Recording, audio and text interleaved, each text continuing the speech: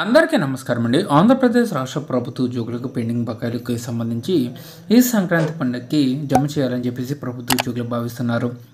అయితే 2018 నుంచి 2023 వరకు గల డిఏ బకాయిని చూసుకున్నట్లయితే సుమారుగా 94 నెలల డిఏ బకాయిలు అయితే పెండింగ్లో ఉన్నాయండి.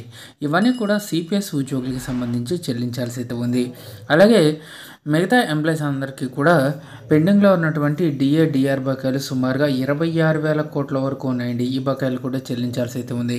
సో అయితే సంక్రాంతి పండుగ కానుకగా 2024 సంవత్సరానికి గాను జనవరి జూలై డిఎల్ను ప్రభుత్వ ఉద్యోగులు అయితే అడుగుతున్నారు. ఇవి రెండు క్లియర్ చేయండి, మాకు డిఎల్ను ప్రకటించండి అని చెప్పేసి అడుగుతున్నారు.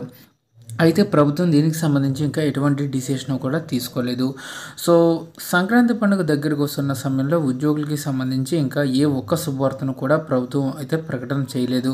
త్వరగతిన ఉద్యోగ పెన్షనర్లకు సంబంధించి కనీసం ఒక్క శుభవార్తనైనా ప్రకటించాలని ప్రభుత్వ ఉద్యోగులు డిమాండ్లు చేస్తున్నారు.